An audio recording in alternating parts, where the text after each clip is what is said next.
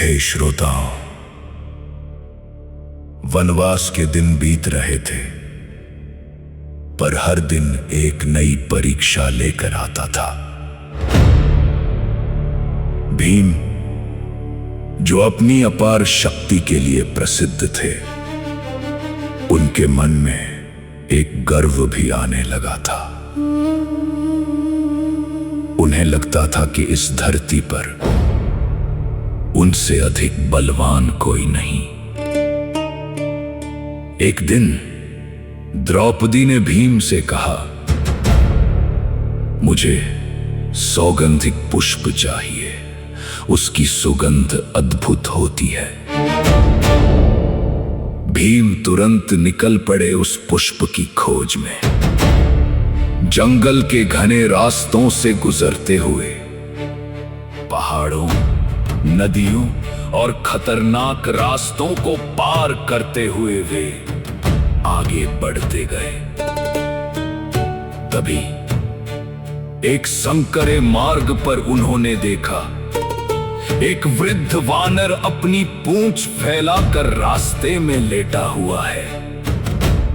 भीम ने गर्व से कहा, अरे वानर, अपनी पूंछ हटा, मुझे आगे जाना है। वानर ने शांत स्वर में उत्तर दिया, मैं वृद्ध हूं, तुम ही मेरी पूंछ हटाकर आगे बढ़ जाओ।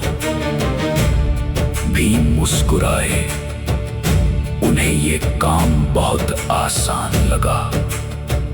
उन्होंने अपनी एक हाथ से पूंछ उठाने की कोशिश की, पर पूंछ हिली तक नहीं। अब भीम ने पूरी ताकत लगा दी, दोनों हाथों से, पूरी शक्ति से, परंतु वह पूंछ जरा भी नहीं हिली। भीम चकित रह गए। उनका गर्व धीरे धीरे टूटने लगा। उन्होंने विनम्र होकर कहा, आप कौन हैं? कृपया अपना परिचय दीजिए। तभी वह वानर मुस्कुराया और अपने दिव्य रूप में प्रकट हुआ। वो कोई और नहीं, स्वयं भगवान हनुमान थे। भीम आश्चर्यचकित रह गए। उन्होंने तुरंत हनुमान जी के चरणों में प्रणाम किया। हनुमान बोले, हे भीम, बल के साथ विनम्रता भी आवश्यक है। सिर्फ शक्ति ही पर्याप्त नहीं, संयम भी चाहिए। उन्होंने भीम को आशीर्वाद दिया, महाभारत युद्ध में मेरी शक्ति तुम्हारे साथ होगी। तुम्हारी गर्जना से शत्रु कांप उठेंगे। इतना ही नहीं, हनुमान जी ने अपना विराट रूप भी दिखाया, जिसे देखकर भीम की आंखें खुल गई।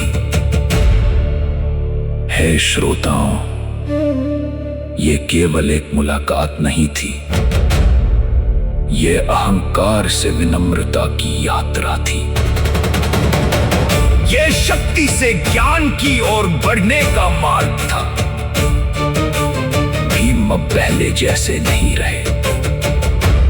अब वे केवल बलवान नहीं, बल्कि समझदार और संतुलित योद्धा बन चुके थे।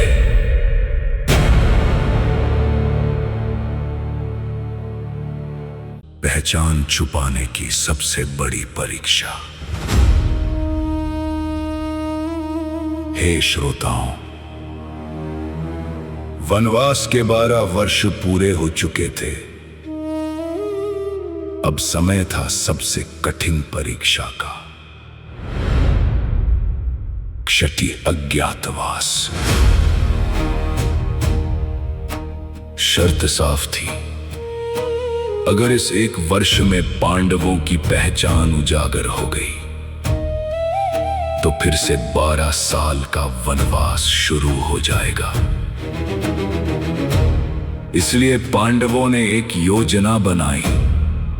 और वे पहुंचे मत्स्य देश के विराट नगर में। अब शुरू होता है एक नया खेल, जहां योद्धा बन जाते हैं साधारण लोग और पहचान बन जाती है सबसे बड़ा खतरा। और पांडवों के रूप बदल गए। युधिष्ठिर बने कंक, राजा विराट के सलाहकार। भीम बने वल्लभ, महल के रसोइया। अर्जुन बने बृहन्नला, नृत्य और संगीत शिक्षक। नकुल बने घोड़ों के रक्षक। सहदेव बने गायों के देखभाल करने वाले। द्रौपदी बनी सैरंध्री, रानी सुदेशना की दासी। हर दिन था खतरे से भरा।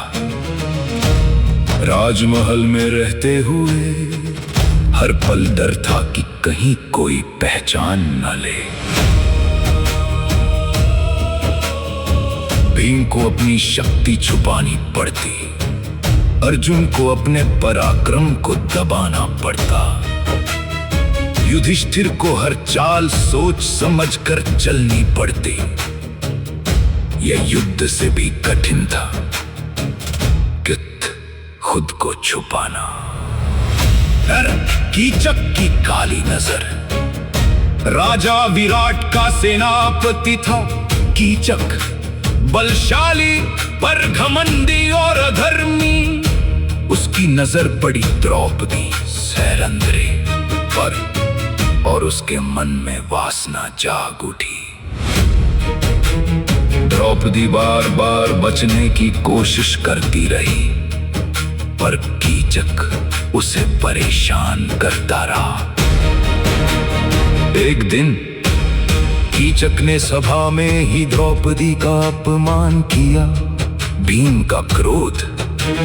द्रौपदी रोती हुई भीम के पास पहुंची। उसका अपमान देखकर भीम का खून खौल उठा। भीम ने कहा, आज उस अधर्मी का अंत निश्चित है। रात का समय तय हुआ। द्रौपदी ने कीचक को एक अंधेरे कक्ष में बुलाया, पर वहां उसका इंतजार कर रहा था एक भीम। जैसे ही कीचक अंदर आया, भीम ने उसे पकड़ लिया। भयंकर युद्ध हुआ। धरती कांप उठी, दीवारें हिल गई और अंत में भीम ने कीचक को ऐसा मारा कि उसका शरीर पहचान में भी नहीं आया। खतरा और बढ़ गया। कीचक की मृत्यु के बाद पूरा महल डर और शक से भर गया। अब खतरा और बढ़ चुका था। अगर सच्चाई सामने आ गई तो पांडव फिर से वनवास में चले जाते। अब आगे क्या होगा? क्या कौरव पांडवों को पहचान लेंगे? क्या अज्ञातवास पूरा हो पाएगा?